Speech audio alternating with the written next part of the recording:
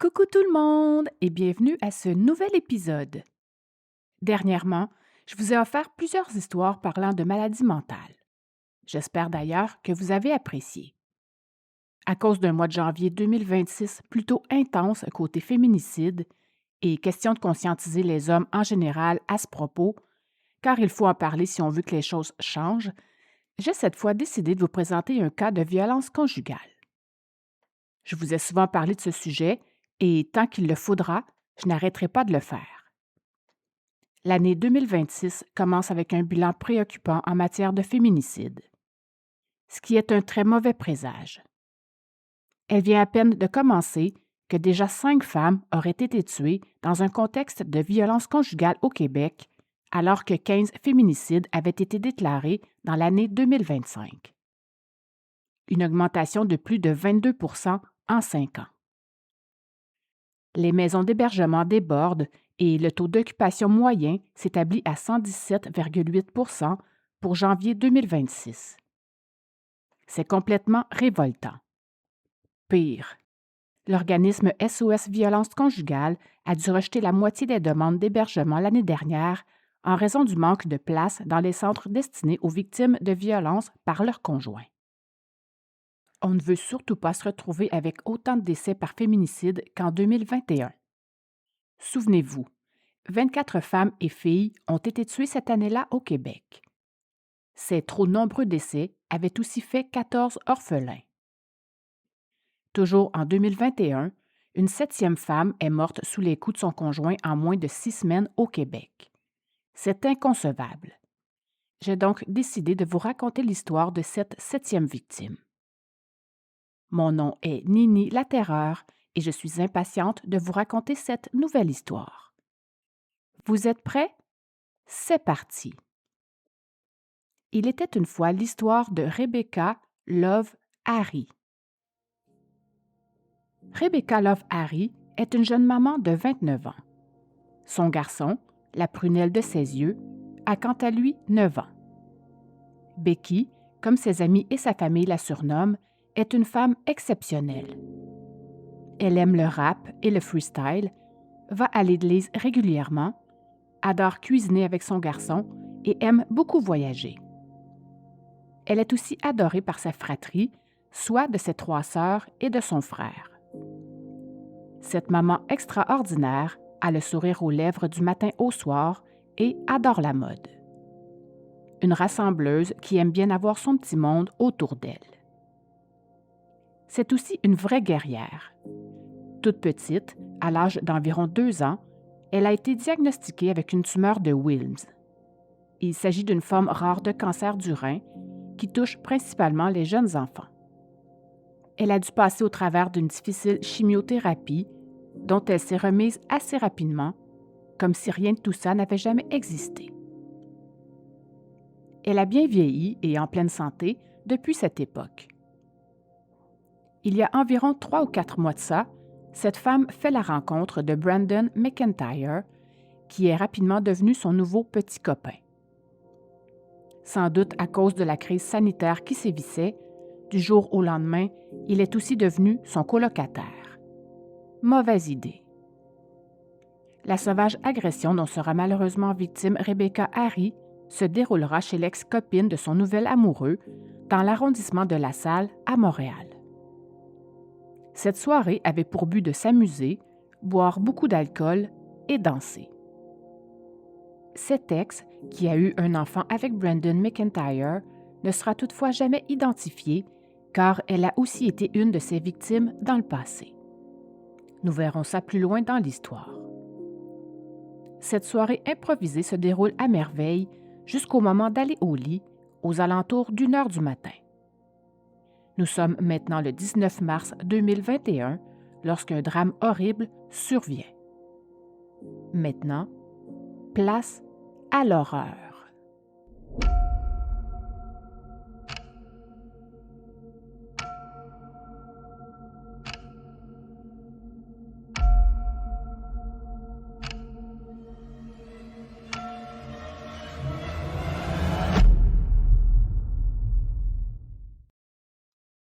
La tension commence à monter lorsque Rebecca insiste pour dormir sur le même sofa que Brandon.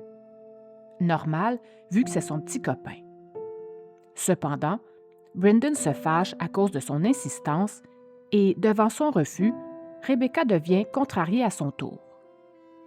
Il lui lance alors un sac de marijuana à la tête. What the fuck? C'est là que Rebecca quitte le salon en pleurs pour aller réveiller l'ex de son copain qui est couché dans sa chambre. Cette décision d'aller la rejoindre rend Brandon encore plus furieux. Il se lève du sofa pour la rejoindre et, tout en l'insultant, la gifle très fort au visage. Il aurait très bien pu en rester là, mais au lieu de ça, il la soulève du sol et la projette contre une basinette qui se trouvait pas loin, avec l'enfant couché dedans. La pauvre Rebecca, qui n'a pourtant rien fait de mal, heurte alors le meuble de tout son corps et s'affaisse au sol. Mais ce n'est pas tout. Cet agresseur va ensuite carrément s'acharner sur elle. « Regarde ta face, regarde ta fucking face. Tu sais que c'est ta faute, hein? » C'est ce qu'il lui dit, tout en continuant de la frapper au visage. My God! Alors qu'elle gît toujours au sol, complètement assommée, il se remet à l'insulter et à la rouer de coups de poing et de coups de pied, la piétinant même pendant qu'elle tente de se recroqueviller pour se protéger le visage, en le suppliant d'arrêter et en lui disant « Bébé, s'il te plaît, arrête. Pourquoi tu fais ça? Arrête, s'il te plaît. » Évidemment, ce dernier ne l'écoute pas du tout. L'ex-conjointe essaye bien évidemment de s'interposer entre eux pour venir en aide à Rebecca, mais beaucoup plus fort qu'elle, il la repousse facilement en lui interdisant de s'en mêler. Merde. Le tout dure une bonne dizaine de minutes. Mais ce n'est pas encore tout à fait terminé. McIntyre relève ensuite Rebecca en la tenant par les épaules et la reprojette avec force sur le sol, dont sa tête cogne le plancher à 2 reprises. La pauvre. C'est là qu'il lui dit « C'est assez », tout en retournant au salon. Lorsque cet homme violent rejoint son ex au salon, qui est entre-temps sorti de sa chambre, elle l'entend marmonner en Elle l'entend marmonner en pleurant à côté d'elle. « Je suis désolée. Qu'est-ce que ma vie est devenue? C'est quoi mon problème? Bla bla bla. » Ils échangent ensuite quelques mots ensemble pendant que Rebecca tente péniblement de se relever de cette attaque pour venir les rejoindre. L'histoire ne dit cependant pas ce que cet agresseur a fait après. Il est sans doute tranquillement allé dormir dans la chambre. Avant de retourner dormir à son tour, l'ex dit à Becky qu'elle va lui appeler un taxi pour qu'elle rentre chez elle, mais cette dernière, sans doute très confuse, refuse et lui dit qu'elle ne se sent pas bien, puis s'endort. Ce seront finalement les dernières paroles qu'elle prononcera. Vers 4 heures du matin, par inquiétude, l'ex-conjointe revient tout de même voir l'état de Rebecca. C'est à ce moment-là qu'elle remarque que cette dernière est inconsciente et que de la salive et du sang coulent de sa bouche, accompagné d'un bruit lui faisant penser à des vomissements. Fuck! En panique, elle appelle tout de suite le 911. Alors qu'elle est au téléphone avec le répartiteur et qu'elle fait ensuite des manœuvres de réanimation sur Rebecca, McIntyre prend le téléphone pour le mettre en mode silencieux afin de pouvoir s'entendre avec elle sur une même version à dire aux autorités. Franchement. Il lui ordonne de mentir et de prétendre que c'est quelqu'un d'autre que lui qui l'a roué de coups. Quelle lâcheté! Toutefois, quand les policiers se présentent à la porte quelques minutes plus tard, elle s'empresse d'aller leur répondre et leur glisse subtilement l'info que c'est bel et bien lui, l'agresseur. Bravo pour ça! À l'arrivée des ambulanciers, vers 7 heures du matin, Rebecca n'a plus de pouls. Elle est immédiatement prise en charge et transportée à l'hôpital. À son arrivée, Becky a des contusions sur tout le corps. Les chirurgiens doivent immédiatement l'opérer. L'un d'eux dira d'ailleurs qu'à la suite de l'opération où ils ont dû soulever son crâne pour voir en dessous, qu'il n'avait jamais vu autant de sang à cet endroit de toute sa vie. Il dira ensuite à la famille que ce serait étonnant qu'elle survive à la nuit qui commençait à peine. En vrai, son agonie va durer 3 jours. Durant ces 3 jours, ses amis et sa famille ont prié sans relâche pour qu'elle s'en sorte. Amanda Allison, sa meilleure amie, a assuré que Rebecca avait un grand groupe d'amis pour l'épauler. Ils se sont d'ailleurs tous rassemblés à l'extérieur de l'hôpital durant ces 3 journées pour chanter, danser et prier pour que son cerveau reprenne vie. Selon cette même amie, Rebecca était un vrai rayon de soleil, toujours joyeuse et souriante. Elle dira aussi qu'elle était une mère fantastique et que sa principale priorité était son fils. Rebecca parlait même de lui comme étant son meilleur ami. Ils étaient très fusionnels tous les deux. Amanda a également évoqué que la nuit du drame, elle avait envoyé un message à Rebecca aux alentours de 1h30 du matin. Becky avait publié une vidéo plutôt cute de son bourreau, de son conjoint, qui riait. Elle lui a simplement écrit qu'elle était contente de la voir si heureuse. Elle a précisé que Rebecca avait bien lu le commentaire qu'elle lui avait laissé, mais qu'elle ne lui avait pas répondu. Il faut savoir que les parents de Becky n'ont rencontré le conjoint de leur fille que 3 fois seulement. Ils ont eu une bonne impression à toutes les fois, malgré le fait qu'ils ont tout de même trouvé qu'il prenait beaucoup de place par sa personnalité. Il leur faisait des jokes, sans doute dans le but de se faire aimer et de faire bonne impression. Ils ne se sont pas posé plus de questions que ça à son propos, vu que leur fille semblait radieuse à ses côtés. Les membres de cette famille ignoraient aussi si Rebecca était au courant du passé violent de son nouveau conjoint. Becky était maintenant très mal en point et complètement amochée, presque méconnaissable. Cependant, malgré son apparence, les membres de la famille ont tout de même décidé de laisser son garçon lui dire au revoir. Finalement, et malheureusement, cette merveilleuse femme a succombé à ses blessures 3 jours après avoir été hospitalisée et est ainsi devenue la 7e victime en moins de 6 semaines à figurer sur la sombre liste des féminicides commis au Québec cette année-là. Le monstre. Nous ne savons pas grand-chose de l'enfance de cet homme, mais nous en connaissons tout de même un bout à propos de son ancienne relation amoureuse. Tout d'abord, il faut savoir que cet homme est un récidiviste en matière de violence conjugale. Il harcelait son ex-conjointe depuis une 12aine d'années, faisant même abstraction, à de nombreuses reprises, des conditions qui lui étaient imposées chaque fois par les tribunaux municipaux et provinciaux qui lui interdisaient de ne jamais entrer en contact avec elle ou bien de se trouver en sa présence. Un classique. Elle a souvent porté plainte contre lui au fil des années, mais comme je vous le disais précédemment, il faisait carrément fi de ses interdictions. Nous ne savons pas exactement combien de temps ils ont été ensemble, mais on sait qu'au cours de toutes ces années, cet homme lui en a quand même fait voir de toutes les couleurs, comme cette fois où il l'a croisée dans la rue en la menaçant que ses amis s'occuperaient d'elle et de sa famille. Une autre fois, alors qu'il croise la mère de cette dernière sur son chemin, il lui laisse entendre qu'elle n'est pas en sécurité dans son quartier et qu'elle et ses proches s'exposaient à se faire tirer dessus. En lui proférant ces menaces, il a même imité un revolver avec sa main et lui a dit « Pow, pow, bang, bang ». Intense quand même. Par chance, il sera arrêté, détenu et accusé pour avoir proféré ces menaces de mort à son ancienne belle-maman. Tant mieux. Quelques mois plus tard, en décembre 2013, lors de son procès à ce propos, il est reconnu coupable pour ces mêmes menaces proférées, mais comme il avait déjà passé 60 jours en détention avant de comparaître, sa sentence a été suspendue. Oui, je sais, c'est frustrant. Encore 5 mois plus tard, son ex-conjointe a de nouveau porté plainte contre lui. Cette fois, il l'avait injurié dans un dépanneur et lui avait, en gentleman qu'il était, craché dessus.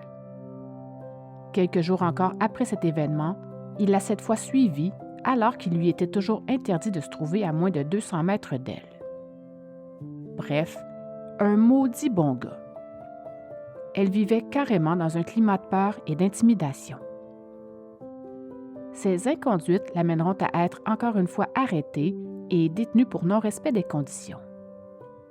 Certaines personnes n'apprennent jamais de leurs erreurs, malheureusement.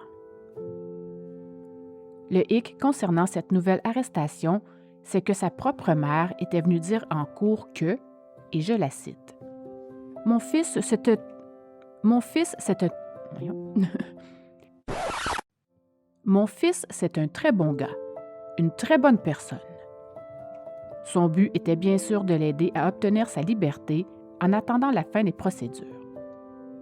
Elle est même allée, cette fois-là, jusqu'à qualifier l'ex-compagne de son fils de personne à problème. Qu'est-ce qu'il ne faut pas entendre parfois? Le comble, en fait, c'est que le fameux fils à maman a finalement été libéré. Ben oui. Le juge a même souligné que le témoignage de cette maman avait joué en sa faveur. Misère. En bout de ligne, il a plaidé coupable et a cette fois écopé de 100 heures de travaux communautaires et d'une probation de 2 ans sans surveillance. Pour ce que ça donne anyway.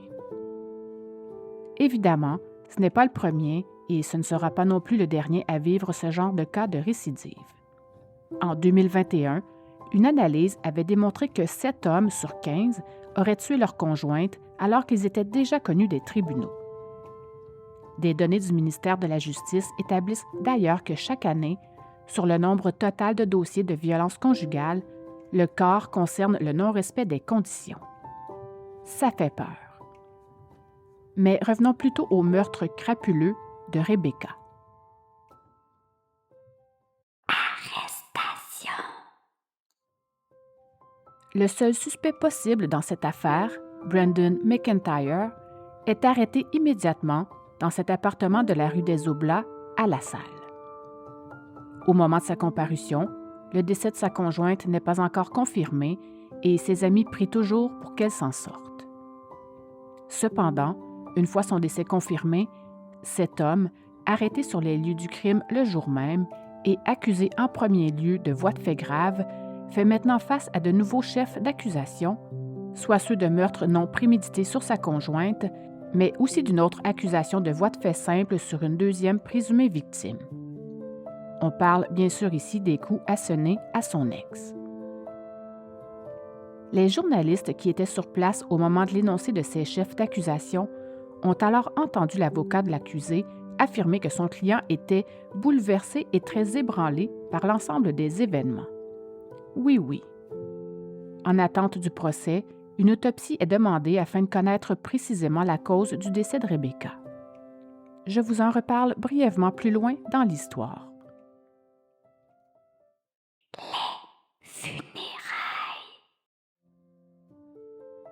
Les funérailles de Rebecca Love Harry ont eu lieu dans une église évangélique de Brossard. Plusieurs de ses proches, qui demeuraient dans l'arrondissement de La Salle à Montréal, lui ont alors rendu un vibrant hommage. Évidemment, vu le contexte de la foutue pandémie, les obsèques ont été diffusées en direct sur YouTube où des centaines de personnes ont pu y assister à distance. Teddy, le frère de Rebecca, a souligné au micro que tout le monde aimait sa sœur, la Benjamine d'une famille tissée serrée. Ensuite, en larmes, son papa est venu dire que sa fille avait été tuée pour rien. Il a aussi promis de tout faire pour que le nom de son enfant ne tombe pas dans l'oubli. Et j'y veille, à ma manière, moi aussi. Il a dit, et je le cite, « C'était une femme intelligente et aimante. Elle faisait de bonnes choses pour lui et il l'a tuée. » Une marche a plus tard été organisée dans les rues du centre-ville de Montréal pour lui rendre un dernier hommage. Profondément ému par cette marche de plus d'1 heure, réunissant des centaines de personnes, le papa de Rebecca a pris une nouvelle fois la parole pour dire que sa fille était magnifique et que c'était incroyable de voir autant de personnes présentes pour lui rendre hommage. Lors de cette marche, plusieurs manifestants répétaient en chœur le nom de cette nouvelle victime de féminicide. Certains tenaient une photo de la jeune femme dans leurs mains ou bien encore une affiche visant à dénoncer la violence conjugale. Peu après 18h30, c'est le fils de Rebecca qui a pris le micro pour brièvement remercier toutes les personnes présentes.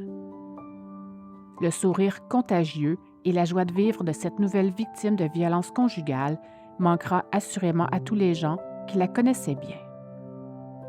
Ils ignoraient malheureusement tous que Rebecca subissait en silence de la violence dans son couple. Un autre classique.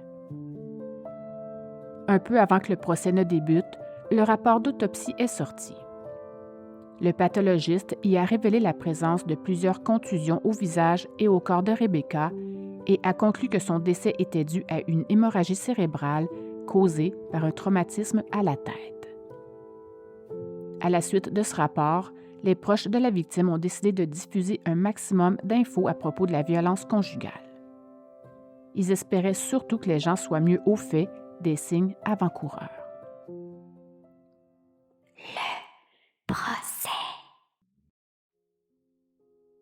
Le procès qui concerne cette cause ne sera qu'une formalité car Brendan McIntyre a décidé de plaider coupable d'avoir sauvagement battu sa conjointe qui est morte des suites de cette violente attaque. D'ailleurs, quand la procureure a lu le résumé des événements très violents qui ont mené à la mort de Rebecca, son père a dû sortir de la pièce car il était incapable d'entendre la suite. On le comprend. Il s'agissait évidemment de détails très difficiles à entendre. Comme le prévenu a plaidé coupable à tous les chefs d'accusation portés contre lui, il a été condamné à une peine réduite, soit celle d'homicide involontaire, plutôt que celle de meurtre au second degré. Par la même occasion, il a aussi plaidé coupable de voies de fait sur son ex-conjointe.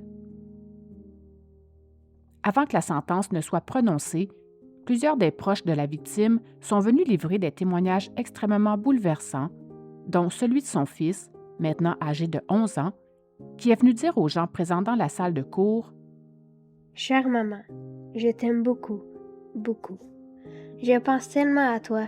Tu me manques tellement. J'espère que tu as du plaisir. Souviens-toi, nous sommes les meilleurs amis pour la vie. Tu es tout pour moi. Tu restes dans notre cœur pour toujours. Je vais te tenir dans mon cœur.